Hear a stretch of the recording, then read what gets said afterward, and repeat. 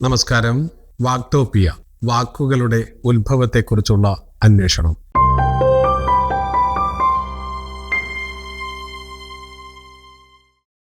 ഇന്നത്തെ വാക്ക് പ്രവാസം. ശബ്ദധാരാവലിയിൽ പ്രവാസം എന്ന വാക്കിന് കൊടുത്തിരിക്കുന്ന അർത്ഥം വീട് വിട്ട് പാർക്കുന്നവൻ എന്നാണ്. പ്രവാസം എന്ന വാക്കിൽ നിന്നാണ് പ്രവാസി എന്ന വാക്കുമുണ്ടായത്. പ്രാ കൂട്ടണം വാസം, ഇതാണ് പ്രവാസം എന്ന വാക്കിന്റെ ആകെയുള്ളത്. പ്രാ എന്നാൽ പരിശുദ്ധമായത് എന്നാണ് അർത്ഥം. വാസം എന്നാൽ താമസം.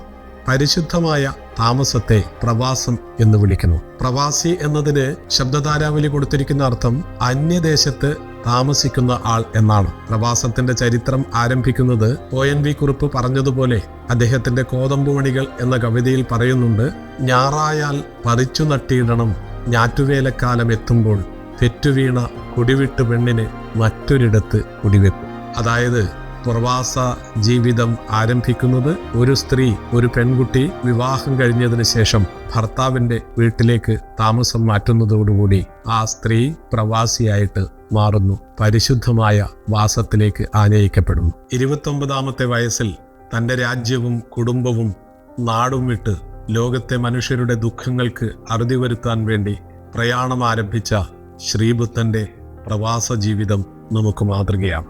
അയോധ്യയിൽ ജനിച്ച് 14 വർഷക്കാലം വനവാസ ജീവിതം അനുഭവിച്ച ശ്രീരാമന്റെ പ്രവാസകാലമാണ് വനവാസകാലം. മെക്കയിൽ നിന്നും മദീനയിലേക്ക് പലായനം ചെയ്ത പ്രവാചക ശ്രേഷ്ഠനായ മുഹമ്മദ് നബിയും പ്രവാസ ജീവിതത്തിന്റെ പ്രണേതാവ് തന്നെയാണ്. മഥുരയിൽ ജനിച്ച് ദ്വാരകയിൽ താമസിച്ച് തൻ്റെ ജീവിതത്തെ മനോഹരമാക്കി തീർത്ത ഭഗവാൻ കൃഷ്ണന്റെ ജീവിതവും ദ്വാരകയിലെ പ്രവാസകാലം നാം ഓർക്കും. ബത്ലഹേമിൽ ജനിച്ച ക്രിസ്തുദേവൻ തൻ്റെ പ്രവാസകാലം നയിച്ചത് ഭാരതത്തിലെ കാശ്മീരിലാണ് എന്ന് ചില ചരിത്രകാരന്മാർ പറയുന്നുണ്ട്. അതുപോലെ തന്നെ ലോകത്തിലെ പ്രവാസി ജനതയാണ് ടിബറ്റുകാർ. ടിബറ്റുകാരുടെ ആത്മീയ നേതാവായ ദലൈലാമ പ്രവാസികളുടെ പ്രവാചകനായി നമ്മുടെ ഇടയിൽ ഇപ്പോഴും ജീവിക്കുന്നു.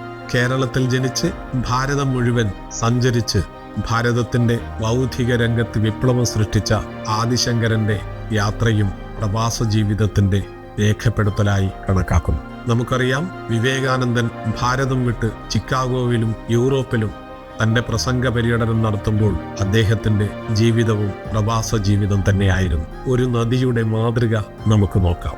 നദി ഉത്ഭവിക്കുന്നത് അതിൻ്റെ ജീവിതത്തിന്റെ ആരംഭമായി കണക്കാക്കുന്നു. നദി ഒഴുകി ഒഴുകി അതിൻ്റെ തീരങ്ങളിൽ എങ്ങനെയാണോ ഫലപുഷ്ടിയും പച്ചപ്പും നൽകുന്നത്, അതുപോലെ തന്നെയാണ് ഒരു മനുഷ്യൻ താൻ ജനിച്ച നാടുവിട്ട് മറ്റു പ്രദേശങ്ങളിലേക്ക് ചെന്ന് തൻ്റെ ജീവിതത്തെ കരുപിടിപ്പിക്കുമ്പോൾ അത് പ്രവാസ ജീവിതമാകുന്നു, പരിശുദ്ധമായ താമസമായി മാറുന്നു. പ്രവാസം മനോഹരം, പ്രവാസം സമ്പുഷ്ടം, പ്രവാസം സമ്മോഹനം.